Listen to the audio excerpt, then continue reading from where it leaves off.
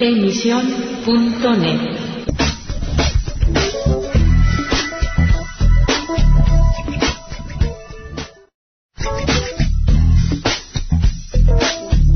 Emisión.net.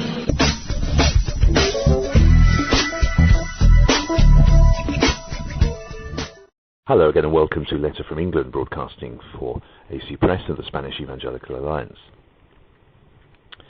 An unexpected effect of the credit crunch is apparently that it makes people more moral, more orthodox in their sexual behaviour.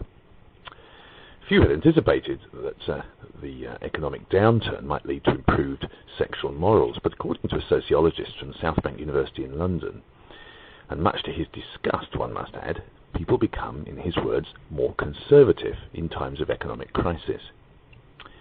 Geoffrey Weeks, who lectures in sociology, clearly no conservative moralist himself, believes that unstable finances make people look for stability in relationships, a return to what he calls more fundamentalist sexual beliefs. In other words, that terrible choice of the nuclear family. Well, Weeks himself expressed his personal hope that the economic downturn would not mean a retreat from the more progressive sexual ethics of the last 30 years.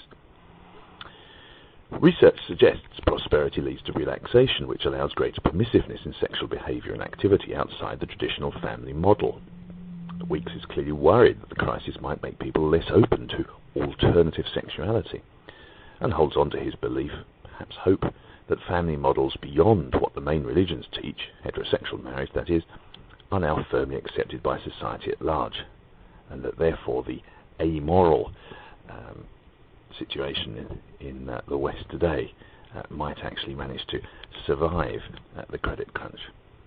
Well, Weeks thinks that moralism is the worst enemy of healthy sexuality, and what's important is not what you do, but how you do it.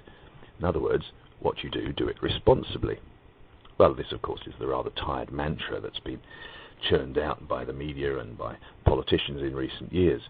But it's an outright contradiction. How can rampant promiscuity be associated with responsible behaviour? All the statistics show that people who live like that are worse off in almost every way in the long run. Well, Weeks argues sex only becomes controversial when we put limits on it, which encourages people to rebel.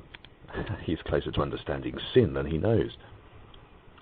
Well, Weeks argues that our concept of sexuality is determined by, quote, religious and political indoctrination.